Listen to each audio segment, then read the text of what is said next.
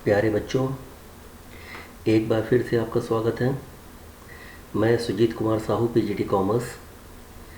आज जो हम लोग टॉपिक को समझेंगे उसमें ये जानने का प्रयास करेंगे कि एनपीओ के एक जो कंप्लीट क्वेश्चन आता है लॉन्ग में, उसे पूरा कैसे सॉल्व किया जाए।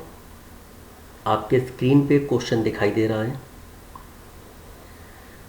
क्वेश्चन करने के जो तरीके होंगे थोड़ा सा ध्यान से सुनिएगा। आप कई और तरीक़ों से भी लगा सकते हैं, लेकिन अगर इसे ट्राई करेंगे तो हो सकता है कि आपके मार्क्स थोड़े से सुधर जाएं। सबसे पहले तो आप यहाँ पर ध्यान दीजिएगा कि मैंने पहले से जो आपके रिसीट एंड पेमेंट अकाउंट में कुछ आइटम्स दिए गए हैं उनके अगेंस्ट डॉट लगा दिए हैं। तो आप भी ऐसे कर लीजिएगा। सारी एडजस्टमेंट्स को एक एक करके पढ़ना शुरू कर दीजिए और जिन भी आइटम के अगेंस्ट कोई भी एडजस्टमेंट दी गई है तब उसके अगेंस्ट में एक डॉट लगाते हैं। अगर मान ली 2 एडजस्टमेंट हैं तो 2 डॉट, ताकि आपको याद रहे कि हमें इसमें क्या करना है। इसका फ़ायदा ये होगा कि हम उसके अकॉर्डिंग अपना स्पेस बचा के चलेंगे। कैसे करेंगे थोड़ी देर बाद अभी आपको समझ में आ जाएगा। दूसरी बात, एक बात और ध्यान रखिएगा आप लोग कि जिस भी आइटम के अगेंस्ट कोई डॉट लगा है तो उसे आप इनर कॉलम में लिख दीजिएगा। इनर कॉलम का मतलब, अगर वो इनकम एक्सपेंडिचर में जाने वाला आइटम है तो आप इनकम एक्सपेंडिचर के इनर कॉलम में, और अगर वो बैलेंस शीट में जाने वाला आइटम है तो वो आपके बैलेंस शीट के इनर कॉलम में। क्वेश्चन को थॉरली एक बार ज़रूर से ज़रूर पढ़ लीजिएगा। जैसे ये जो क्वेश्चन मैंने प्रैक्टिस के लिए लिया यहाँ पर आप अगर पढ़ेंगे तो आपको समझ में आ जाएगा कि यहाँ पर इनकम और एक्सपेंडिचर अकाउंट तैयार करना है और हमें बैलेंस शीट भी बनानी है। तो ये तो आपको पहले से ही बताया जा चुका है कि इनकम एंड एक्सपेंडिचर बनाने के लिए हमारे पास उस ईयर का रिसीट एंड पेमेंट अकाउंट होना चाहिए, जो कि आपकी स्क्रीन पे दिखाई दे रहा है। दूसरी बात, हमें अगर करंट ईयर की बैलेंस शीट प्रिपेयर करनी है तो हमारे पास प्रीवियस ईयर की बैलेंस शीट अगर ना हो तो कम से कम इन्फॉर्मेशन और उसके साथ साथ कैपिटल फंड की इन्फॉर्मेशन होनी चाहिए।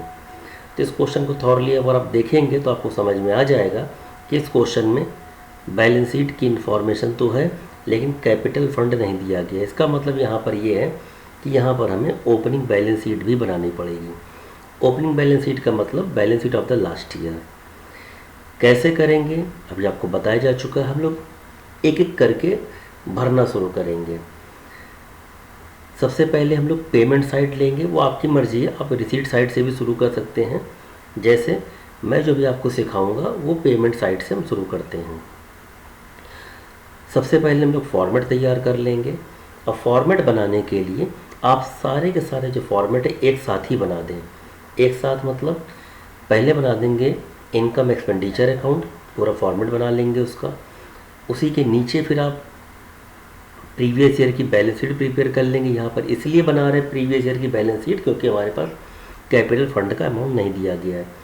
फिर उसके नीचे आप करंट ईयर की बैलेंस शीट बना लेंगे। तो देखते हैं हम लोग पहले फॉर्मेट तैयार करते हैं अपना।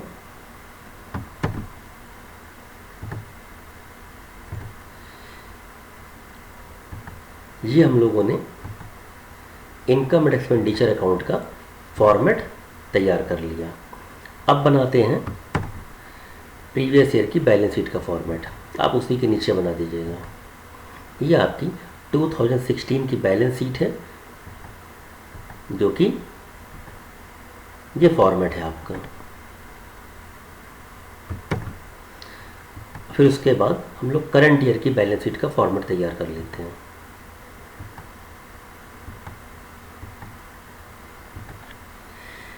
ये हमारे तीनों फॉर्मेट तैयार हो गए हैं। अब हम लोग एक एक करके जो कंटेंट दिए गए उन्हें भरना शुरू करते हैं।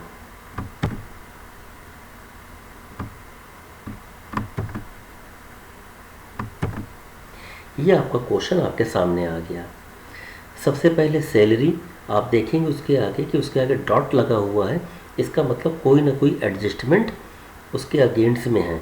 तो सैलरी आपको पता है, ये आपको पहले बताया जा चुका, हम लोग प्रैक्टिस कर रहे हैं केवल कि कैसे कम समय में ज़्यादा से ज़्यादा क्वेश्चन लगाए जा सकें।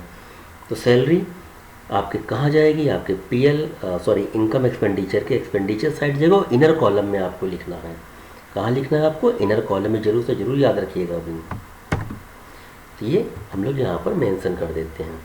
तो ये सैलरी आपकी फिल हो गई है। फिर से देखते हैं इनर कॉलम में क्यों लिखा, क्योंकि इसके अगेंस्ट में कोई एडजस्टमेंट सब लोग आखिरी में करेंगे एक साथ बिल्कुल। फिर से क्वेश्चन देखिए, इलेक्ट्रिक बिल कोई भी डॉट नहीं है, आप इसको आउटर कॉलम में लिख देते हैं। ये देखिए, और अगर आपने देखा होगा, थोड़ा ध्यान दिया होगा यहाँ पर कि सैलरी के बाद मैंने थोड़ा सा स्पेस छोड़ दिया है। स्पेस का अंदाज़ा लगाने का सबसे अच्छा तरीका ये है कि जितनी इसीलिए मैंने कहा था आपसे कि जितनी एडजस्टमेंट्स हो उतने ही डॉट लगा दें। यहाँ पर अगर आपने ध्यान दिया होगा तो सैलरी के आगे मैंने एक डॉट लगाया था, इसका मतलब ये है कि आपको केवल एक ही एडजस्टमेंट करनी है, तो आप उसके नीचे एक लाइन छोड़ सकते हैं। फिर से क्वेश्चन देखते हैं। फिर है आपका फूड स्टफ फॉर रेस्टोरेंट। आप यहाँ थोड़ा सा ध्यान दीजिए, यहाँ पर मैंने एक एरो बना के यहाँ पर दिखाया, लाइन यहाँ पर होगी। यहाँ पर फूड स्टफ है आपका 60,000 का, और यहाँ पर sale of the food stuff भी है, मतलब सेल भी करी गई है 1 लाख रुपीज़ की, और जो फूड स्टफ आपका परचेज़ किया गया होगा या जो भी खरीदा गया होगा उसकी भी कीमत है वो 60,000 रुपये है। तो ये कैसे किया जाएगा आपको पहले बताया जा चुका, तो इसको आप इनकम एक्सपेंडिचर के आप इनकम साइड एडजस्ट कर दीजिए, क्योंकि सेल आपकी 1 लाख रुपए की है और 60,000 का आपने खर्चा किया हुआ, तो उस टोटल जो आपकी अभी सेविंग बची है उसमें, या टोटल जो पैसा आपका इनकम हुई है वहाँ से फूड स्टफ से, वो 40,000 की है। तो उसको देख लीजिए कैसे करेंगे।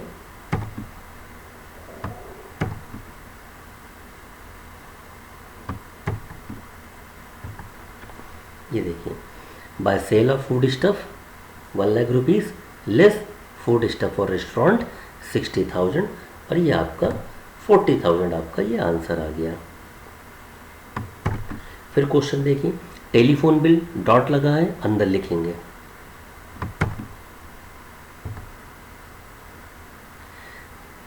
फिर इसके बाद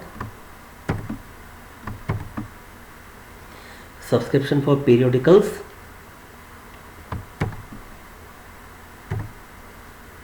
कोई डॉट नहीं था, उसको सीधे आउटर कॉलम में हम लोगों ने फिल कर दिया। फिर देखें प्रिंटिंग एंड स्टेशनरी, यहाँ पर 2 डॉट लगे हुए हैं, लेकिन क्वेश्चन जरूर ध्यान रखिएगा, कोशिश किया करिए कि इनके हम अलग से नोट्स प्रिपेयर कर लें। नोट इन द सेंस अलग से इनको नोट नंबर देकर सॉल्व कर लें, ताकि जगह भी कम लेगा और दूसरी बात आपकी प्रैक्टिस भी हो जाएगी कि अगर इस तरह के जो मटेरियल कंज्यूम्ड के जो आइटम होते हैं उन्हें कैलकुलेट कैसे किया जाता है। तो आप देखेंगे मैंने भी यहाँ पर अलग से नोट नंबर किया है, तो जब एडजस्टमेंट सॉल्व करेंगे तब यहाँ पर लाके फिगर इसकी फिल कर देंगे। अभी यहाँ पर कल मैंने लिखकर इनर कॉलम में छोड़ दिया उसको।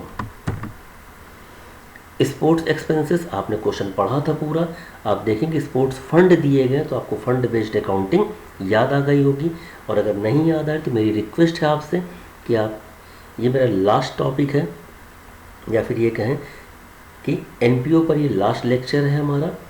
इससे पहले आपके 4 लेक्चर्स रिकॉर्ड किए जा चुके हैं, तो मेरी रिक्वेस्ट है आपसे एक बार उन 4 लेक्चर्स को एक बार फिर से अगर थॉरली आप सुन लेंगे या देख लेंगे, तो फिर आपको ये फंड बेस्ड अकाउंटिंग की बिल्कुल भी कोई भी क्वेरीज नहीं रहेंगी, कोई भी आपके डाउट्स नहीं रहेंगे। तो आप एक बार ज़रूर से ज़रूर देखिएगा उसको। तो ये फंड बेस्ड अकाउंटिंग है, इसको हम लोग अलग से सॉल्व करेंगे, जब वहाँ पहुँचेंगे एडजस्टमेंट में तब सॉल्व कर लेंगे।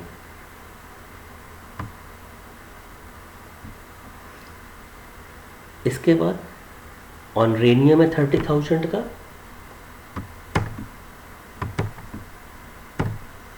ये आपने फिल कर दिया।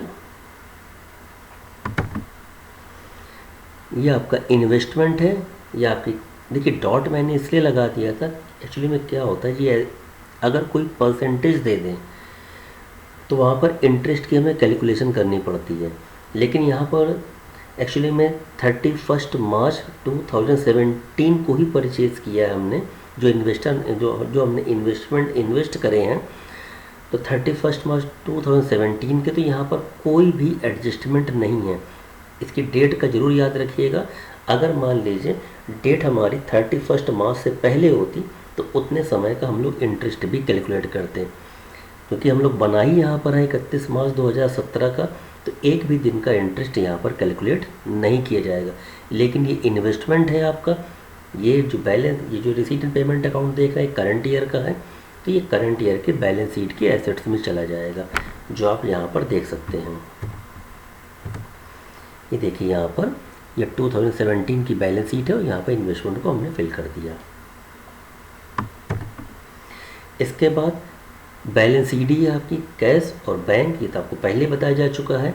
ये करंट ईयर की कैश है और बैंक बैलेंस है आपका, तो आप देख लीजिए यहाँ पर कैश इन हैंड और ये कैश एट बैंक। तो अगर अभी आपने थोड़ा सा ध्यान दिया होगा, अभी हम लोगों ने एक भी एडजस्टमेंट सॉल्व नहीं करी है, लेकिन फिर भी हमारा लगभग कुछ ना कुछ पोर्शन अपने रिस्पेक्टिव अकाउंट्स में फिल हो गया है।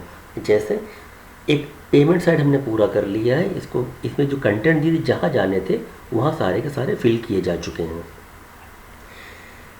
अब हम लोग शुरू करते हैं रिसीट साइड से। सबसे पहले आ गया आपका बैलेंस बीडी। तो बैलेंस बीडी है आपका, कहाँ जाएगा? ये आपका ओपनिंग बैलेंस है कैश और बैंक का, तो ओपनिंग बैलेंस शीट के एसेट्स में चला जाएगा। तो आप देख लीजिए इसको, ये आपकी ओपनिंग बैलेंस शीट बनी हुई है, ये आपकी कैश इन हैंड और कैश एट बैंक, ये हमने फिल कर दिया। आप पैरेलल लगाते जाइएगा, और मेरी एक रिक्वेस्ट है, जब भी आप इस क्वेश्चन को दोबारा देखिएगा तो आप क्वेश्चन नोट कर लीजिएगा, और जैसे जैसे मैं कहता जा रहा हूँ उसी तरह आप सॉल्व करते जाके प्रैक्टिस हो जाए आपकी। फिर यहाँ पर मेंबर सब्सक्रिप्शन है यहाँ पर, तो इसके लिए अलग से टॉपिक क्लियर किया गया। इसको हमेशा कोशिश करें कि नोट में ले जाकर दिखाएं, ताकि आपको बार बार प्रैक्टिस करने से आपको ये टॉपिक पूरा रट जाए। तो इसको मैंने भी नोट के रूप में दिखाया है, तो आप देख सकते हैं। अभी ये जब एडजस्टमेंट वहाँ पर पहुँचेंगे तो वहाँ से नोट के थ्रू सॉल्व करके मैं आपको दिखाऊंगा अभी। इसके बाद सेल ऑफ फर्नीचर है। आप यहाँ पर ध्यान, आपको पहले बताया जा चुका है कि सेल ऑफ फर्नीचर मतलब ये आपका रेवेन्यू वाला पार्ट नहीं, ये आपका रेवेन्यू इनकम नहीं है। इसके जो आपने सेल किया है, इसकी बुक वैल्यू और सेल वैल्यू में डिफरेंस आएगा, वो आपका गेन होगा या लॉस होगा, वो आपके इनकम और एक्सपेंडिचर में जाएगा। यहाँ पर बुक वैल्यू है 8000 की और 10000 की आपकी सेल करी गई है, तो यहाँ पर जो गेन हो रहा है वो 2000 रुपये का हो रहा है। ये आपके इनकम एक्सपेंडिचर में इनकम साइड चला जाएगा। और जो बुक वैल्यू आपकी 8000 रुपये की है, ये आपके फर्नीचर से माइनस हो जाए, क्योंकि 8000 रुपये का जो फर्नीचर है वो बेचा जा चुका है। आप इसको देख सकते हैं, ये आपका gain on sale of furniture आ गया। इसके बाद फिर से देखें, सेल ऑफ फूड स्टफ हम लोग सॉल्व कर चुके हैं। सेल ऑफ ओल्ड पीरियोडिकल्स है 3200 के, ये सिंपली आप ऐसे ही फिल कर दीजिए, कोई भी एडजस्टमेंट भी नहीं है। ये आउटर कॉलम में आप लिख दीजिए। Hire of ground used for marriage, ये आपने कोई ग्राउंड होगा, आपने उसको किराए पर दिया है जिससे मैरिज पर्पज़ के लिए, जिससे आपको कुछ इनकम हुई है, तो ये इनकम भी आप फिल कर दीजिए इनकम एक्सपेंडिचर में।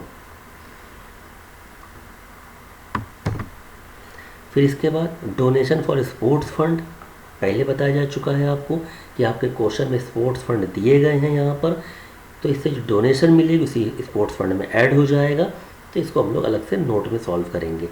लॉकर रेंट है, 2 डॉट लगे हैं, इसका मतलब कुछ ना कुछ इसके अगेंस्ट में दिया गया है, तो इनर कॉलम में इसको फिल कर लेंगे। ये हम लोगों ने इनर कॉलम में फिल कर लिया।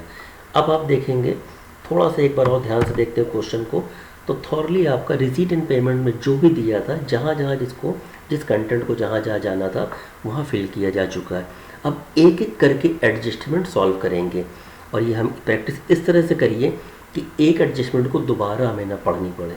ये आपको ने क्लास 11th में भी पढ़ा था कि एक एडजस्टमेंट का ट्रीटमेंट दो जगह होता है because of the double entry system. हम लोग डबल एंट्री सिस्टम फॉलो करते हैं, तो यहाँ पर एक एडजस्टमेंट का ट्रीटमेंट दो बार होगा। जैसे नंबर 1 आप देखेंगे, क्लब के 225 मेंबर हैं and each paying an annual subscription 500 rupees. Club के 225 मेंबर हैं और हर मेंबर 500 रुपये पे कर रहा है। इसको हम लोग जाके वर्किंग नोट में सॉल्व करेंगे। देखिए यहाँ वर्किंग नोट में आपको दिखाता हूँ। ये जो अमाउंट हमने लिया है 1,22,500 रुपये, ये आपको फिर से एक बार याद कराऊंगा मैं, ये टोटल से लिया गया है। टोटल आपका आप देखिए सब्सक्रिप्शन की जो टोटल है 1,22,500 है। ये टोटल ले लिया मैंने। इसमें से क्या माइनस कर देंगे, इसमें से माइनस कर देंगे आपका एडवांस सब्सक्रिप्शन जो आपके 17-18 का आपको 16-17 में मिल गया है। ये आप चेक कर सकते हैं क्वेश्चन को। ये 17-18 का 10,000 रुपये एडवांस है जो आपको 16-17 में मिल गया है। ये हमने माइनस कर दिया, ये आपकी फिगर आ गई 1,12,500 रुपये। इसमें से आपने जो सब्सक्रिप्शन है आउटस्टैंडिंग लास्ट ईयर का वो लेस कर दिया। तो देख सकते हैं आप यहाँ पर ये 15,000 का सब्सक्रिप्शन आपको दिया गया है लास्ट ईयर का। ये प्लस कर दिया, इसके बाद जो फिगर आ गई आपकी, सॉरी माइनस कर दिया, जो फिगर है आपकी 97,500। और ये जो आउटस्टैंडिंग निकल कर आया है ये आपको पहले भी बताया जा चुका है, फिर से एक बार देख लीजिए। टोटल जो लास्ट ईयर का आउटस्टैंडिंग कितना था, टोटल लास्ट ईयर का आउटस्टैंडिंग 15,000 था और जबकि हमें रिसीव कितना हुआ इस साल 12,500। तो 2,500 अभी भी लास्ट ईयर का रिसीव होना बाकी है। तो ये लास्ट ईयर का मतलब 15-16 का अभी 2,500 रुपये आउटस्टैंडिंग है। इसके बाद यहाँ चेक कर सकते हैं अपने क्वेश्चन को। ये इस साल हमें जो पैसा मिला है सब्सक्रिप्शन से वो मिला है 1 लाख रुपये, केवल 1 लाख रुपीज़ हम लोगों ने रिसीव करे हैं। और जबकि मिलना कितना चाहिए था, मिलना चाहिए था मल्टीप्लाई अगर आप करेंगे तो 500 मल्टीप्लाई 225 मिलना हमें चाहिए था 1,12,500। ये हमें मिलना चाहिए था टोटल। तो आप देखेंगे तो आउटस्टैंडिंग कितना हो गया, आउटस्टैंडिंग हो गया हमारा 1,12,500 माइनस 1 लाख। हर एक मेंबर 500 रुपये दे रहा है, 225 मेंबर हैं तो 1,12,500 रुपये टोटल हमारे साल की इनकम बनती है। और जबकि एक्चुअली हमें जो रिसीव हुआ है केवल हमें 1 लाख रुपये रिसीव हुआ है इस साल का। तो 12,500 रुपये तो इस साल का आउटस्टैंडिंग है और 2,500 रुपये या 2,500 रुपीज़ लास्ट ईयर का आउटस्टैंडिंग है।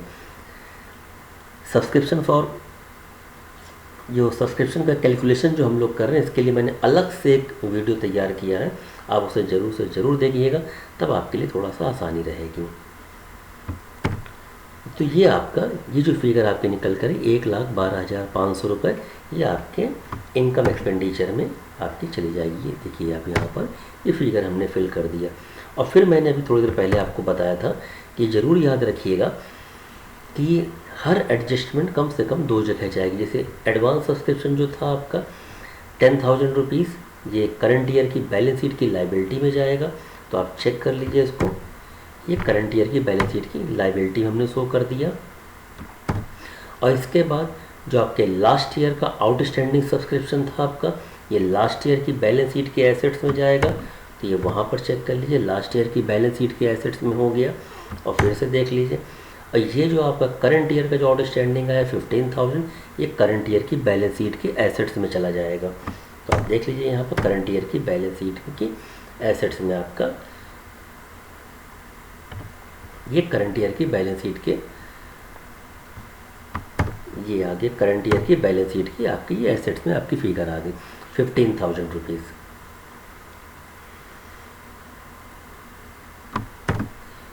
तो ये आपकी पहली जो एडजस्टमेंट थी ये पूरी हो गई। इसके बाद सेकंड एडजस्टमेंट की ओर चलते हैं। आप देखिए टेलीफोन जो बिल है आपका outstanding for the year 2016-17 2,000 rupees. ये करंट ईयर का हमारा आउटस्टैंडिंग है, आपको पता ही है। ये एक्सपेंस का जो आउटस्टैंडिंग होता है वो लाइबिलिटी होता है, जो इनकम्स का जो आउटस्टैंडिंग होता है वो हमारी एसेट्स होती है। ज़रूर से ज़रूर याद है, कन्फ्यूजन मत रखिएगा यहाँ पर।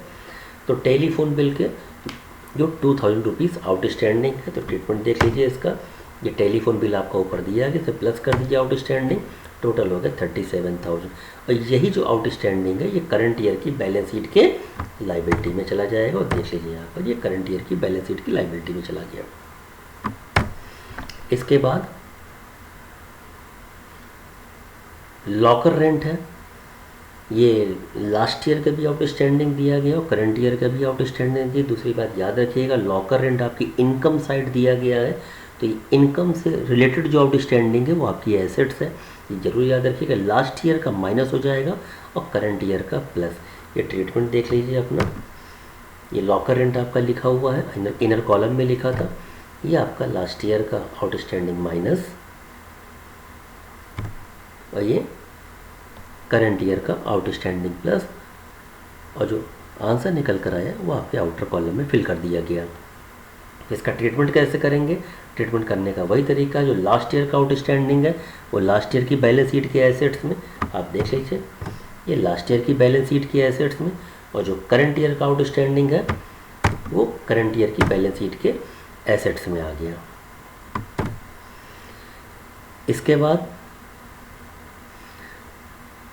सैलरी आउटस्टैंडिंग है 16-17 की, मतलब करंट ईयर के लिए 4000 रुपीज़ सैलरी में ऐड कर देंगे और लाइबिलिटी में दिखा देंगे। देखिए सैलरी में ये ऐड कर देंगे, इसीलिए स्पेस छोड़ कर रखें ताकि फटाफट भर देंगे वहाँ पर, सैलरी में ऐड कर देंगे और करंट ईयर की बैलेंस शीट की लाइबिलिटी में ये शो कर देंगे। Opening stock of printing and stationery 2000 rupees थी, closing stock of printing and stationery 3000 rupees थी। ये आपके मटेरियल कंज्यूम्ड का पार्ट है, मतलब प्रिंटिंग स्टेशनरी जो कंज्यूम हुई है कंज्यूमेबल आइटम्स का, इसको अलग से मैंने नोट के थ्रू दिखाया था, तो मैं आपको नोट में ले चलता हूँ, वर्किंग नोट में। और आप देखिए यहाँ पे ये आपका वर्किंग नोट आ गया। आपका अमाउंट आपने पे किया था, यहाँ से चेक कर सकते हैं अपना क्वेश्चन एक बार। ये आपका प्रिंटिंग स्टेशनरी है, 13,000 आपने अमाउंट पे किया था। ओपनिंग स्टॉक है 2000 रुपीज़ और 3000 आपका क्लोजिंग स्टॉक है। तो ये आप देख लीजिए, तो टोटल जो आपने कंज्यूम किया वो 12,000 रुपीज़ का है। ये आप यहाँ पे फिल कर देते हैं अभी, इसीलिए मैंने यहाँ पे नोट नंबर लिख रखा था, और आप भी इसी तरह मेंशन करिएगा ताकि जो भी आपके क्वेश्चन को देखे वो समझ सके कि आपने वर्किंग नोट को किस नंबर से दिया है। ये 12,000 आ गया। दूसरी बात, जो ओपनिंग स्टॉक है वो ओपनिंग बैलेंस शीट की एसेट्स में, और जो क्लोजिंग स्टॉक है क्लोजिंग बैलेंस शीट की एसेट्स में। आप यहाँ पे चेक कर लीजिए, ये ओपनिंग स्टॉक है ओपनिंग बैलेंस शीट की एसेट्स में, और ये क्लोजिंग स्टॉक है क्लोजिंग बैलेंस शीट की एसेट्स में। इसके बाद ये कुछ फिगर्स आपकी दी गई हैं। 1 अप्रैल के हमारे पास ये बैलेंसेस बताए गए हैं। फर्नीचर हमारे पास 1 अप्रैल के 1 लाख रुपए थे। 1 अप्रैल 2016, मतलब ये लास्ट ईयर की बैलेंस शीट का क्लोजिंग बैलेंस है और करंट ईयर की बैलेंस शीट का ओपनिंग बैलेंस है।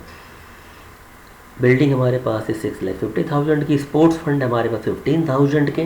तो यहाँ से याद रखिएगा, एक चीज़ और याद रखिएगा, फर्नीचर हमारे पास शुरुआत में थे 1 लाख रुपए के, लेकिन क्वेश्चन को एक बार जरूर देखिएगा, फर्नीचर को यहाँ पर बेचा भी गया है। 8,000 के फर्नीचर यहाँ पर बेच दिए गए हैं, तो फर्नीचर हमारे पास कम हो जाएगा। लेकिन लास्ट ईयर हमारे पास 1 लाख रुपए का था, और अभी जो हमारे पास फर्नीचर है वो 92,000 का है। इसी तरह बिल्डिंग जो है लास्ट ईयर थी हमारे पास 6,50,000 की। तो एक एक करके भरना शुरू करते हैं, लास्ट ईयर की बैलेंस शीट में भी जाएगा। तो आप देखिए यहाँ पर ये फर्नीचर हमारे पास 1 लाख रुपए था, और यही आपके करंट ईयर की बैलेंस शीट में भी आएगा। ये देख लीजिए यहाँ पर, ये करंट ईयर की बैलेंस शीट। लेकिन करंट ईयर की बैलेंस शीट में कितना, शुरुआत में हमारे पास था 1 लाख रुपए का फर्नीचर, जिसमें हमने 8,000 का फर्नीचर सेल कर दिया, तो हमारे पास 92,000 का फर्नीचर बचा। इसके बाद आप देखेंगे ये हमारे पास बिल्डिंग थी 6,50,000 की। तो बिल्डिंग हमारी 6,50,000 की, ये हमारी लास्ट ईयर की थी, लास्ट ईयर का क्लोजिंग बैलेंस हो। यही बिल्डिंग हमारे पास करंट ईयर में भी है, ये आप देख सकते हैं 6,50,000 की।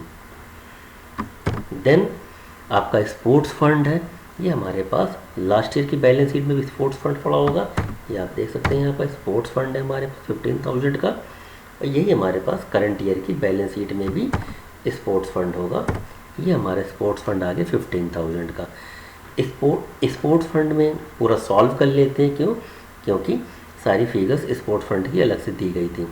तो स्पोर्ट्स फंड में आपको याद आना चाहिए, मैंने बताया था अगर कोई फ़ंड दिया गया तो उस फंड से रिलेटेड जो खर्चे हैं वो उसी फंड से माइनस कर देंगे, और अगर किसी फंड से रिलेटेड कोई इनकम है तो उसी फंड में ऐड कर देते हैं। देखिए कैसे सॉल्व करते हैं इसको। ये डोनेशन मिली थी आपको 25,000 की उस फंड से रिलेटेड, तो टोटल हो गया 40,000। देन आपने जो एक्सपेंसेस का थोड़ा सा यहाँ पर चेक करिए, यहाँ पर मैंने जो आंसर दिया वो नील लिख दिया है। एक बार क्वेश्चन को फिर से चेक कर लीजिए। यहाँ पर जो हमारे एक्सपेंसेस हुए हैं वो हमारे हुए 50,000 के। 50,000 के हमने एक्सपेंसेस कर दी, जबकि हमारा जो फंड का जो अमाउंट बन रहा था वो टोटल केवल 40,000 बन रहा है। तो शायद आपको एक बात नहीं याद आ रही होगी, जब मैंने टॉपिक किया था तो आपको ज़रूर से ज़रूर एक नोट लिखवाया तो बताया भी था। मैं यहाँ पर ही बता देता हूँ फिर से एक बार। ये यहाँ पर आप एक नोट नंबर जो दिया मैंने वो देख लीजिए। यहाँ पर जो मैच एक्सपेंसेस है, जो मैच फंड है उससे ज़्यादा है, तो जो भी एक्सेस अमाउंट आएगा वो debit side of income and expenditure account पे लिखा जाएगा। तो ये आप देख सकते हैं यहाँ पर, ये यहाँ पर मैंने स्पोर्ट्स फंड एक्सपेंसेस को 10,000 रुपीज़ यहाँ पे शो किए। कहाँ से आया? क्योंकि जो एक्सपेंसेस थे 50,000 से और जो फंड हमारे पास टोटल बना था वो 40,000 का था, तो हम 40,000 से ज़्यादा फंड यूज नहीं कर सकते। इसके बाद हमें डेप्रिसिएशन कैलकुलेट करना है फर्नीचर और बिल्डिंग पे। तो पहले फर्नीचर पे कैलकुलेट कर लेते हैं।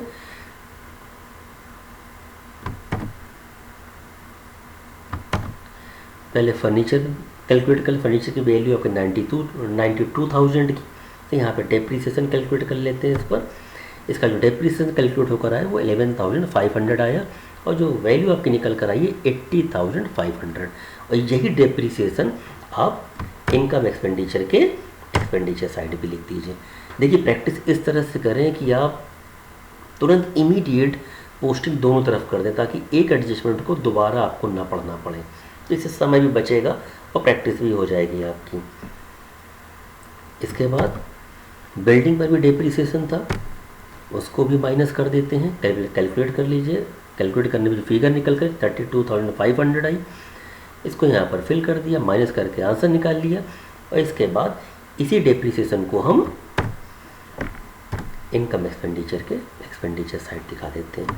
अब यहाँ पर क्वेश्चन देखें तो यहाँ पर पूरा क्वेश्चन कंप्लीट हो चुका है। स्टेप बाय स्टेप सॉल्व करना शुरू करते हैं। सॉल्व कैसे करेंगे अभी, मतलब स्टेप बाय स्टेप आंसर निकालना शुरू करते हैं। सबसे पहले इनकम एक्सपेंडिचर में सरप्लस या डेफिशिएंसी पता करते, तो आपको क्वेश्चन देख के समझ में आ जाएगा यहाँ पर ऐसे कि आपकी जो इनकम साइड ज़्यादा है तो टोटल निकाल लीजिए अपना। ये टोटल आया 2,21,950। ये दोनों तरफ फिल कर देते हैं इसको, 2,21,950। तो यहाँ से बैलेंसिंग फिगर पता कर लेते हैं। बैलेंस जो आपका निकल कर आया 25,450, 25,450 रुपये आपका ये सरप्लस निकल आया, मतलब excess of income over expenditure. अब इस सरप्लस को कहाँ पर ले जाएंगे हम लोग? सरप्लस को हम लोग ले जाएंगे करंट ईयर की बैलेंस शीट के कैपिटल फंड में ऐड कर देंगे। तो पहले कैपिटल फंड पता कर लेते हैं। आप यहाँ पर देखिए, हमने लास्ट की बैलेंस शीट तैयार कर रखी है, सारी फिगर भरी जा चुकी हैं। टोटल कर लेते हैं। टोटल आ गया 8,57,550, और यहाँ से बैलेंस ये यहाँ फिल कर देते हैं बोथ साइड, और यहाँ से बैलेंस पता कर लेते। तो कैपिटल फंड आपका निकल कर आया 8,42,550। ये कहाँ से आया? टोटल में से 15,000 माइनस कर दिया, तो आपकी फिगर आ गई 8,42,550। तो आप देखिए मैं कैपिटल फंड भी पता लग गया, सरप्लस भी पता लग गया। अब हम लोग करंट ईयर की बैलेंस शीट पूरी कंप्लीट कर लेते हैं। ये आपकी बैलेंस शीट है आपकी। ये कैपिटल फंड यहाँ पर ले आई है, इसको भर देते हैं यहाँ पर। इसके बाद सरप्लस को ऐड कर देते हैं, ये आपका टोटल आ गया। इसके बाद आप सिंपली सा बोथ साइड का टोटल टैली कर सकते हैं, मिला लीजिए। This is the total of your current year balance sheet, and this the liability side, and this is also the total of your asset side. ये क्वेश्चन आपका complete हो गया। उम्मीद करते हैं कि आपको क्वेश्चन समझ में आया होगा। एक बार इसको प्रैक्टिस करिएगा ज़रूर से ज़रूर। ये क्वेश्चन थोड़ा सा बड़ा है, लेकिन अगर एक बार आपको समझ में आ जाएगा तो मेरे ख्याल से सभी तरह के क्वेश्चन आप लगा लेंगे।